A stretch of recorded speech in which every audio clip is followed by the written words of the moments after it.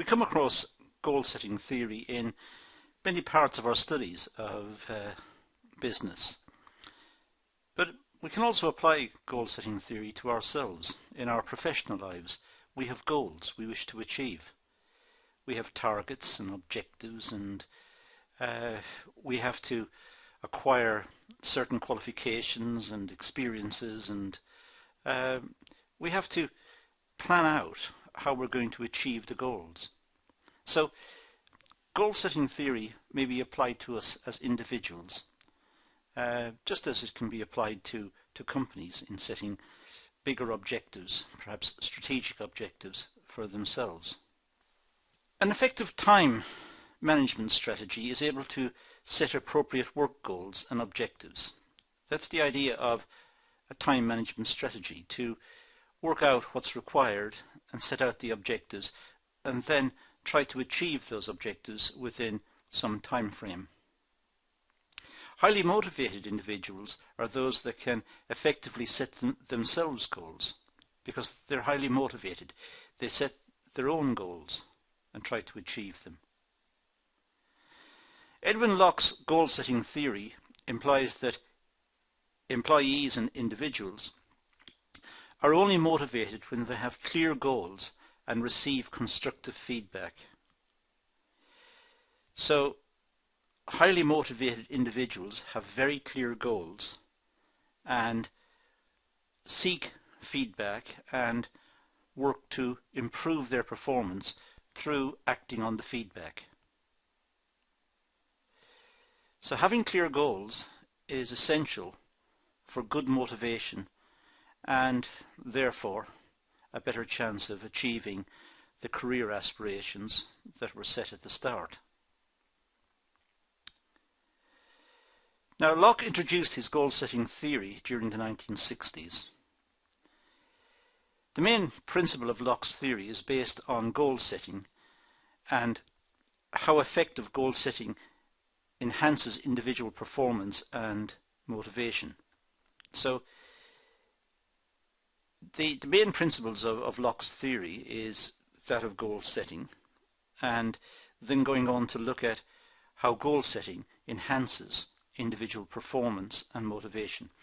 As I said earlier, having clear goals and seeking constructive feedback and working on the constructive feedback is what leads to good motivation and to better career prospects.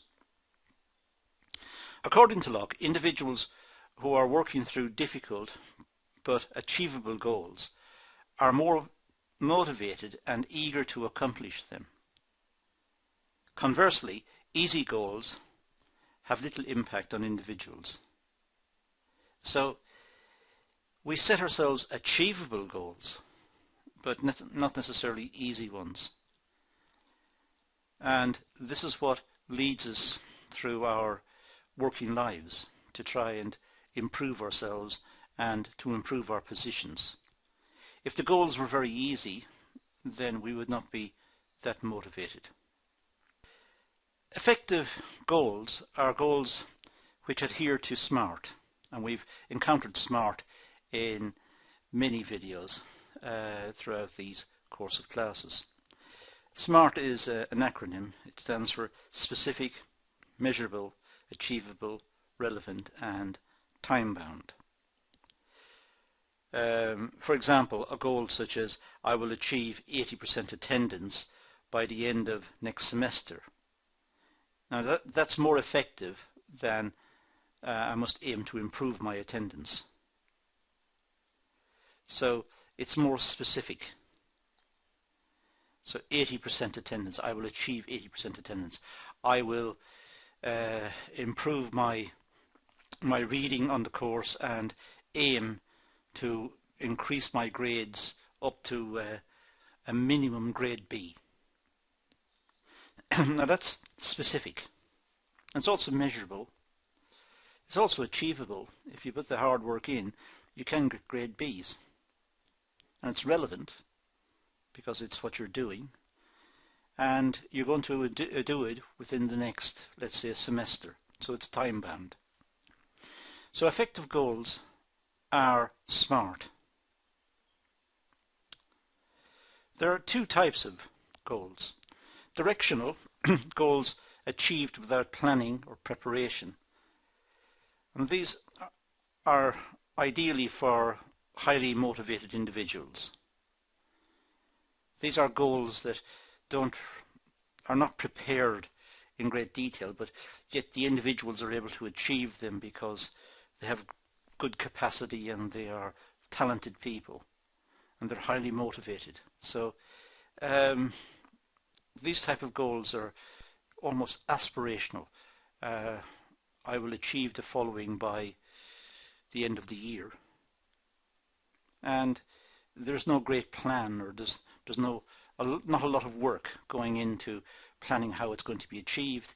It's just, it will be achieved because the person has the capacity to achieve it, and they are working to a plan, perhaps in their head, one which is flexible. They will move things around and they'll move situations around to suit, but at the end of the year they will have achieved their objective.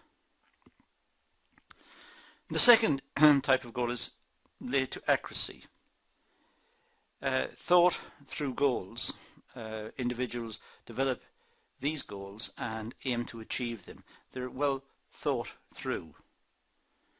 They're goals which are planned in detail, and individuals adopt them and try to work with them to achieve the overall objective.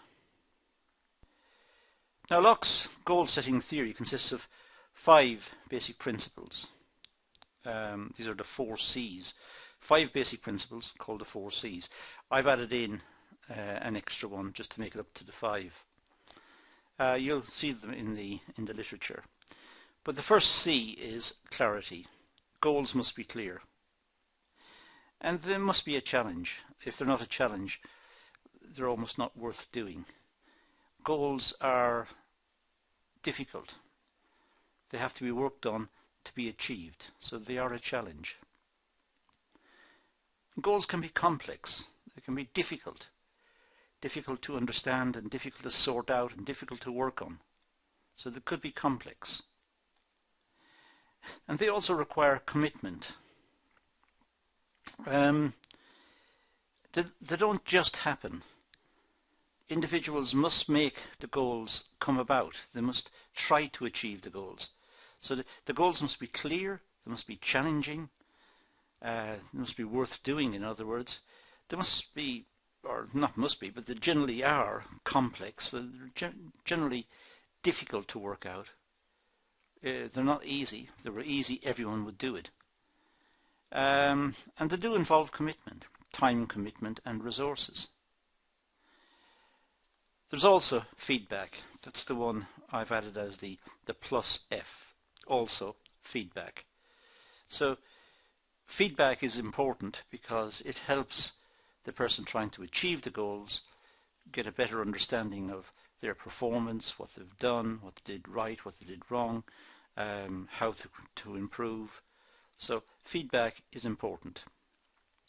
Now let's have a few words about these. Start with clarity. Goals must be clear and measurable in order for them to be achievable. So they must be clear. If they're ambiguous, they're not going to be achieved because the person does not know what they're aiming at. They're ambiguous.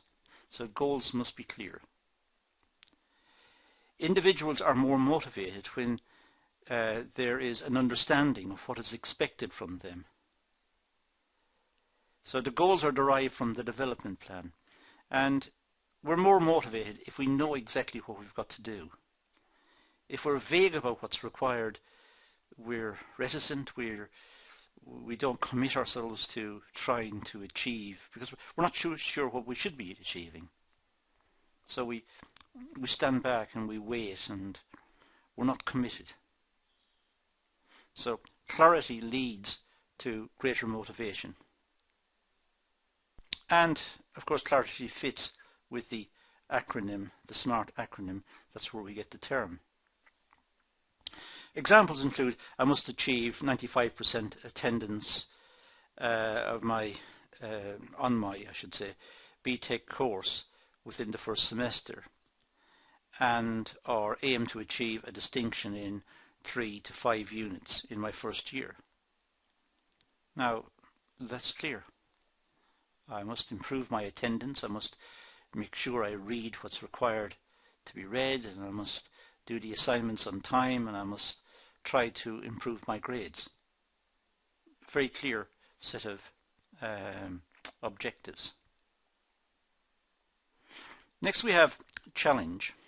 Goals must be challenging in order to motivate individuals to achieve and try the best to achieve the particular goal. Now, challenge should be careful when we talk about challenge. If the challenge is too much, it may deter people from trying right from the start. And if the challenge is not enough, it will be seen as too easy, and therefore people can't be bothered. So the challenge has to be sufficient to engage people, to get them working on it, but it must be achievable. So it must not be too severe. Difficult goals increase levels of motivation as there is a better perceived reward attached to it. So if it's a difficult task, people may try hard to get it because they believe there is more reward at the end. It's difficult, but there's more reward. Just look at athletes who train for the Olympics. They train for years, all in the expectation of winning a medal at the Olympics. The challenge is severe, but the reward they deem to be very, very good, so they're willing to put the effort in. The goals are, ensure that the goals are relevant and specific to the reward on offer. So make sure that there is a joining up between the actual activity you're doing and the overall goal that was set. Make sure you're doing the right thing, that you're not working on a tangent or you've drifted away from the central drive or the central push of what was required. Commitment. Well, Locke suggests that effective goals are those that are agreed by the individual rather than being given as a goal to achieve. So it's better if the people trying to achieve the goals have already are involved in setting the goals, I should say. So the goals should be agreed by the people who are trying to achieve them. This leads to greater commitment. If the goals are assigned or given to people and said, you must achieve the following, there may not be the same commitment. There may be resentment as opposed to commitment. They may resent having to do it. They don't understand why they've got to do it. Or they don't understand why that particular goal is important. Agreed goals between a manager and an employee during performance appraisal, for example. If they're agreed between the manager and the employee, then there will be commitment. But if the manager tells the employee that they must achieve the following, there may not be the same commitment. But if they're agreed, that usually engenders some sort of commitment. Individuals are more likely to commit to a goal knowing that they developed their own goal. So there's more commitment if they have developed the goal, if they have set up the objective that they want to achieve. There's more commitment on their part. Goal commitment and the level of goal difficulty coincide. High levels of difficulty results in more commitment to achieve the goal. But as I said right at the outset, care has to be taken here. If the goal is extremely difficult, it may deter any effort. People may give up right from the start because they see it as far too difficult. So the goal must be set so that it is achievable. It may be hard work, but it is achievable, and that will bring about commitment if the person trying to achieve it has been involved in setting up the goal at the start. Now, feedback. Well, feedback is an essential part of goal setting. There must be opportunity to review clarity and whether the goal is achievable. So feedback is very important. It's very important to make sure that the goal is clear and that feedback is received on whether the goal is clearly understandable by everyone, and that sort of clarity means there is more commitment because it's a very precise target. The goal is very precise because it's clear, and of course it should be achievable, and feedback can make comments and suggestions relating to its achievability. Individuals are more likely to achieve goals if they regularly review their progress and make adjustments if necessary. Well, it's important, working through to achieve a particular goal, it's important to review progress from time to time, see how well it's going and see what the problems are and make corrective adjustments if those are required. Complexity. Well, setting goals provide for personal and professional development. So setting goals is a reflection of the person's development, whether they're able to achieve the goal, whether they've got the capacity and the ability and the willingness to strive for something which is quite difficult. Therefore, goals should be challenging, but not so complex that individuals become frustrated or overwhelmed or disinterested and demotivated. As I said a couple of times earlier, the goals should be achievable. They should be clear and they should not pose a severe problem. They should be achievable within a reasonable timescale.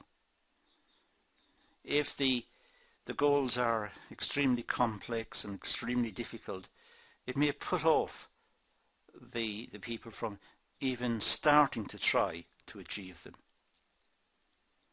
So it's important that the goals are seen as achievable.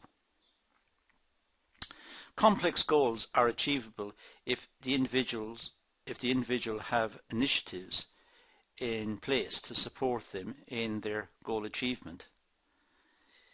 So even though a task may be complex, the individual may be prepared to take it on if they like a challenge and if they've got certain qualifications and certain skills that they might think are relevant, and they might think that bringing these to bear will mean they're able to achieve the particular goal. It depends. It depends on the individual, but different people will approach goal setting differently. Some people will see the goal, if it's complex in their opinion, it may put them off. Other people may see the complexity as a challenge and they're willing to take it on and have a go. I say here, for example, sufficient time, learning resources and opportunities and goals that adhere to the SMART objectives. So the individual may look at the task, the goal that's been set, and try to weigh it up in terms of its clarity. Are they sure about what's required? The difficulty that's associated with it, the complexity that's associated with it, the resources that are available, both the personal resources, the skills and attributes of the individual, and perhaps any other resources that are required. So the person will have to make a judgment as to whether it's worth taking on this activity. Now, the pros and cons of goal setting. Well, let's start with the pros. Form of motivation for individuals to achieve tasks. So it's good. It helps motivate individuals because they've got clear tasks and they know exactly what's required of them, and the task may be complex but it's achievable, and it may require some time but they're prepared to put it in, and so on. So a clear goal may motivate individuals to achieve the tasks. It may improve performance because you are regularly reviewing progress through feedback. On the way to achieving a goal, it's important to review progress from time to time, to stop and take account of what's happened and what's left to be done. So it may improve performance because it leads to greater understanding of the task and some reflection on what's happened, and there's some element of learning by doing perhaps built into the whole process. Now the negative sides, well, there's negativity or demotivation if the goals are too complex. So very difficult tasks may put people off, as indeed may very big tasks put people off as well. They don't want to commit to a very big task which may run over perhaps a year or several years. They don't want to have that sort of commitment. So goal setting can apply to the individual. That's the point. And we can pick out different aspects of goal setting that are particularly relevant in the case of the individual. The focus we've used in this session is to look at the SMART objectives and to try and work through the SMART objectives and then on to Locke's 4 C's and the feedback one.